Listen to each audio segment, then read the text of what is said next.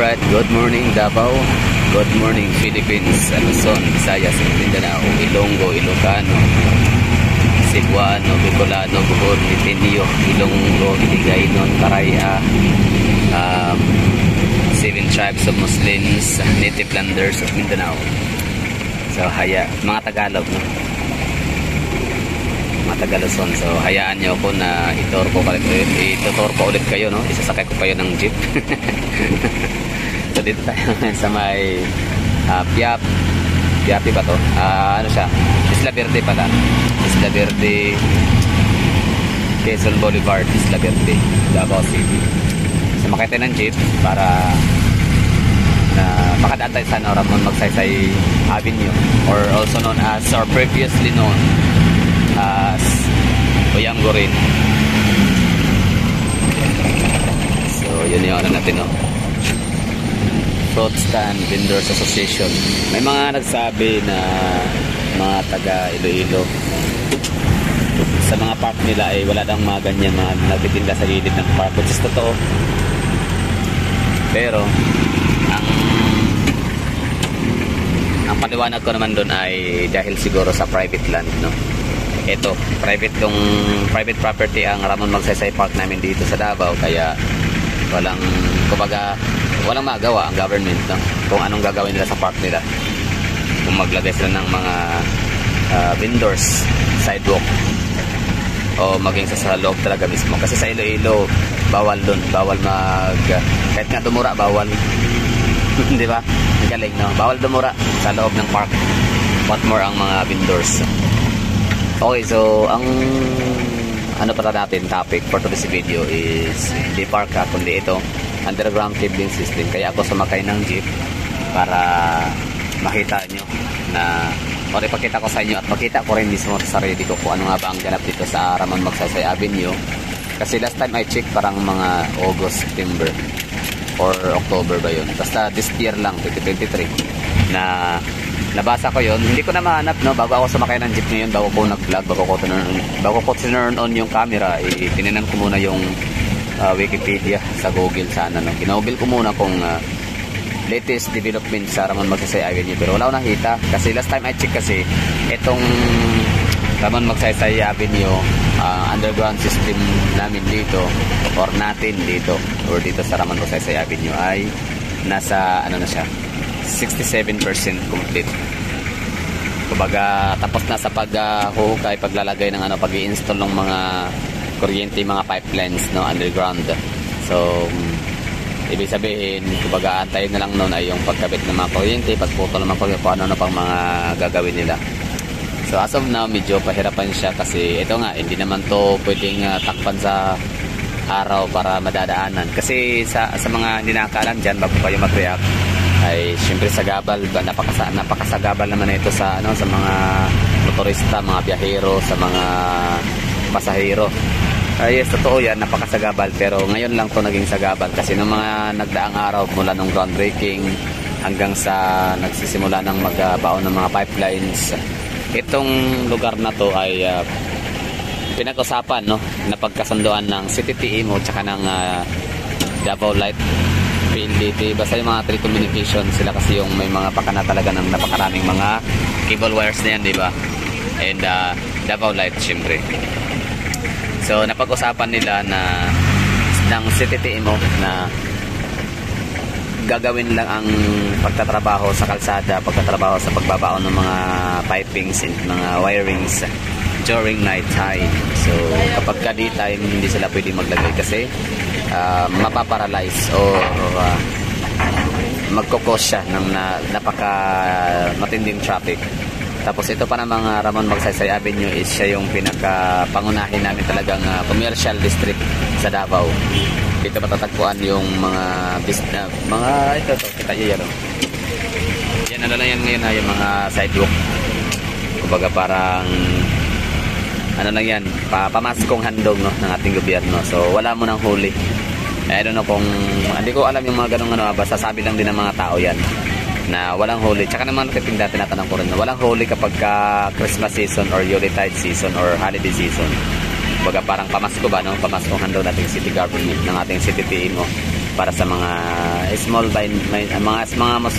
business owner, mga nagsisikap ko kahit paano makakapera, makakalikop sila ng kapirahan hanggang Pasko at New Year. Pero by the month of January nito, di ko alam kung by January to ba talaga kagad, cleansing kagad sila, or gagalaw na ba yung natin, mga taga demolition team sa Davao. So di ko alam, I'm not sure though. So ganito yung scenario. I don't know kung sa inyong lugar kung ganito ba ang scenario sa inyo gaya sa Davao during Christmas season, na yung mga pangunahing mga business districts or mga commercial districts or commercial area ho ninyo. For example, yung mga downtown proper, di ba, mga city proper, yun na yung mga pinaka central commercial district natin. So sa Davao City, isa to, itong Uyanggorin or Chinatown kung tawagin. So diba, naganap yung mga ubas, mga grapes, dami dito.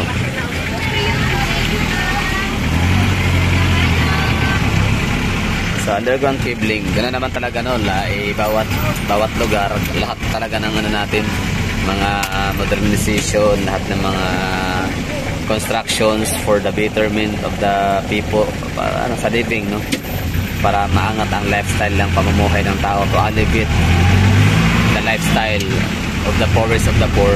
Siyempre maapektuhan talaga kayo niyan, mga law-abiding citizens, mga daily workers, mga normal people, tayo talaga yung pinakaunang mag-suffer sa traffic, madidisturbo sa ginagawang mga construction para sa pagbabago, para sa modernization, para pagandahin yung lugar, For example, dito nga sa Davao sa amin, yung CM Recto Street tsaka yung San Pedro Street, daming mga namomblema, dami talagang uminit ulo ng mga taga Davao dahil nga sa sobrang traffic, Parang ganito yung senaryo.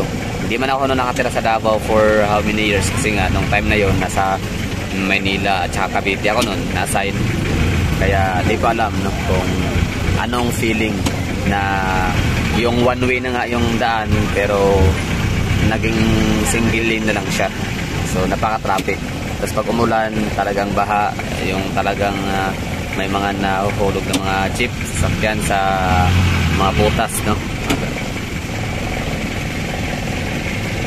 So di ko na-experience yun kasi wala nga ako nun. So pinatanong ko lang yung mga driver, talagang sila, disturbo, Pero by the moment na natapos na yun, underground cabling na yung San Pedro Street tsaka yung CM Recto Street, diba, sino ba naman ang naging proud kagad? Siyempre mga taga Davao.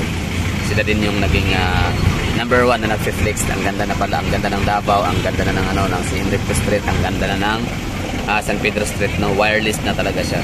Ganon yun. Pero yung mga naging proud yun, proud na bawin nyo, minsan rin yun sila naging bad trip. Totoo yan, gano'n naman talaga For example, ako one time, ako naman kasi tipo sa tao na pag mga ganyan, kumbaga I used to, or I keep on put my trust talaga sa mga LGU, Hindi ako masyadong nagki-question, pwede nagtatanong lang. Kaya nga nagtatanong kasi yun yung indication na hindi tayo nanguhusga. We're asking na meron tayong karituhan, meron tayong parang presumption, pero bago natin sabihin yung ating mga speculations, mas maganda idaan natin sa pagtatanong na lang. Malay natin, meron palang mali pala yung iniisip natin. So meron silang may sagot na tama at maganda. So yun underground cabling system. So for example, ako, ano bang na-experience ko na sobrang traffic, yun na nga, ulitin ko, nabanggit ko na ito last video, last days, na yung MRT7 from SM North EDSA sa may Trinoma or SM North EDSA all the way to San Jose del Monte, Bulacan, 2017, grabe tagal. I mean, napakahaba nun na construction nun ng MRT7, na ngayon ay nasa 90% na yata ang completion, 90 to 95%, So ilang porsyento na lang function na siya, pwede na siyang madadaanan talaga, magagamit siya ng mga people as public transport ng mga tao, sa mga taong nakatira sa Bulacan in the northern part of Caloocan. So sobrang traffic, sobrang napakalawak ng Commonwealth. O nga pala, sa mga hindi nakakaalam, just in case lang mayroong mga isa, dalawa, tatlo sa inyo dyan na nanonood na hindi pa naabot ang Maynila and Bulacan. Ang Bulacan, isa na yan south and north, no? So yung southern part of Bulacan, doon yun banda sa may city of Manila, at ang northern part of Bulacan naman ay doon sa may bandang Caloocan. So yun, southern part of Bulacan is yung mga Obando, mga gilid sa dagat. Tapos yung pinaka-northern naman ng Bulacan ay yung mga nasa Norsagaray, mga gano'n, no? Norsagaray, San Jose del Monte, Bulacan, mga Tapang Palay. So yung area na yan, may mga tao doon nakatira na nagtatrabaho sa city, sa Metro Manila, sa Kamaynilaan. So sila yung araw-araw na nahihirapan bumabiyahe. At isa na ako doon dati sa bumabiyahe talaga ng 3 hours sa Commonwealth Avenue. So yung Commonwealth Avenue, napakalapat nun, 10 to 12 lanes, no? Pero traffic pa din. Pero dahil ngayon sa MRT 7 na ginawa, sobrang naging parang 2 lanes na lang, 3 lanes. Sobrang sikip talaga siya. As in, alikabok na kasi may mga lupa, binubungkal, alam mo yun. Tapos pag nabasa, botik, pag naulan, tapos ngayon, totally complete na siya. Kaya wala na masyadong disturbo. So nakakatuwa lang na yung years of sacrifices natin, ng mga Pilipino. Kasi hindi yan maisang katuparan ng gobyerno kung wala yung support natin. Ano ba yung support natin? Yung ano ba, yung walang hahat lang. Ibig sabihin, hayaan.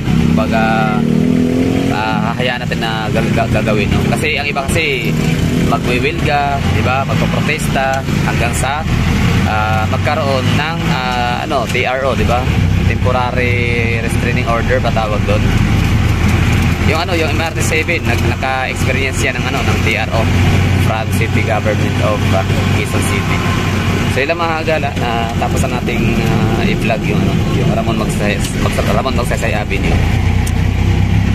Ito na area, tapos ako dito na tapos na ba? Basta may dito, may mga nakita ko dito dati na naibaw na itong mga yan. Yan yung indication na naibaw na yung mga pipe, mga wirings. May mga pipe na yan dyan. Kita nyo naman, tingnan nyo. Sa kabila may mga wirings pa, napakadami, di ba? Magulo pa. Diba? Dami pa mga spider webs, no? Ni Spider-Man. Pero sa kabila wala na. Check nyo, di ba? Although meron siyang mga wires, pero pa ganyan na lang, no? Pa-crossing. Hindi yung gaya nito sa kabila. Yan. Na papunta talaga doon. Kaya sa mga naka-experience ng medyo shortage sa kuryente tsaka sa internet connection dito within downtown area or sa may population district ng Davao, huwag na kayo magtaka ha, kasi baka hindi nyo napapanood sa balita, sa mga mainstream or sa mga Davao news portal natin. Ito yung dahilan, ito yung rason. Kapag parang diliitan, binawasan ang supply ng kuryente at ng mga connections kasi dahil nga sa underground cabling system na ginagawa. Puspusan, mabilisan yan mga hagala. The early the better. Yan ang alang talaga. Tiis-tiis lang talaga tayo habang ginagawa yung mga proyekto. Diba? Kita nyo naman yung gilid dito na area, dito na side. Wala na to dito.